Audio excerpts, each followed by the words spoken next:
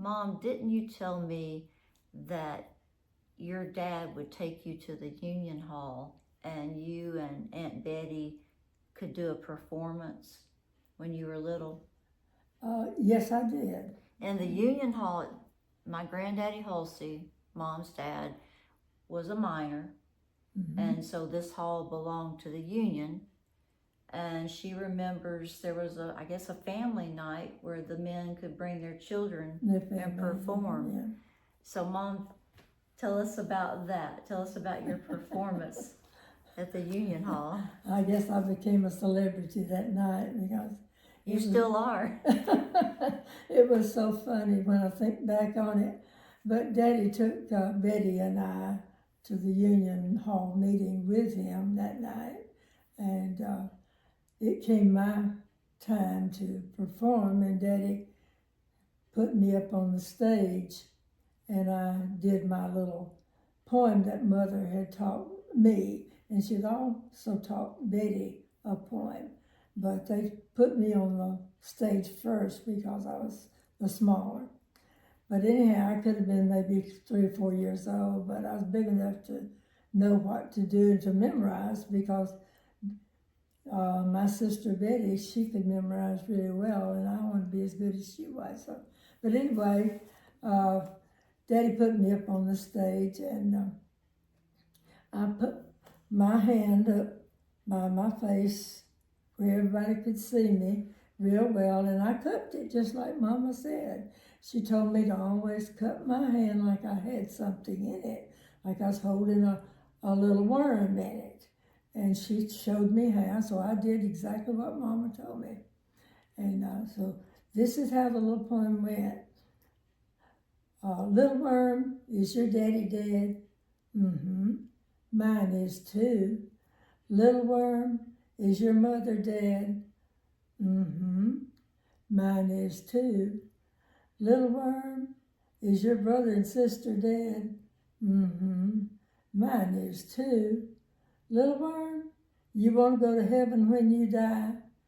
Mm-hmm. I do too.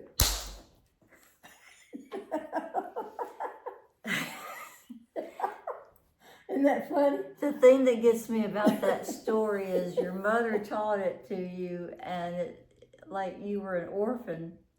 That your mom and dad and your siblings all dead, and all you have to talk to is a little worm. Yep, but I had to entertain myself a lot anyway, so I was just talking to things like that.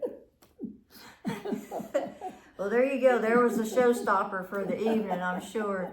Yeah, and Mom, didn't you say Aunt Betty would also perform? Did she do some poetry? Yes, I don't recall exactly what Betty recited that night, but I know that she followed me because Daddy put her up on the stage when he took me down, and she stood up and she recited a poem that Mother had taught her also.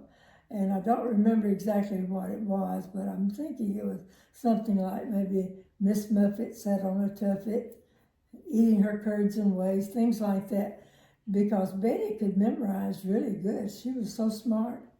And I'm sure it was something on that order as well as I remember because I was so small. But I certainly remember what Mama taught me to do.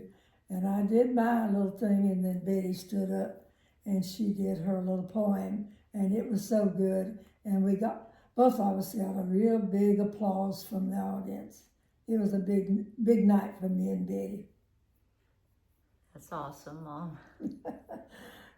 Well, we were really close, she and I, coming up. And it wouldn't take nothing for the good memories of her. And you wanted to do everything that she did, and just as well. I did. Yeah, when we came out of that watermelon patch over in Georgia, and I had my watermelon, I was just as big as Betty and Denson with their watermelons, even though they were carrying theirs without any help. But I had some help with Grandpa, but I was just as big as they were because I was carrying a watermelon. That's right. Well, thank y'all for watching again. This wraps up another episode of Thursdays with Mom. And again, I learned something about my mother. She had the little sister syndrome to Yeah. keep up with her siblings, Yeah. and that's awesome, Mom. Thank you. You're welcome, Jerry. We will see you again the next time. Stay tuned. Bye.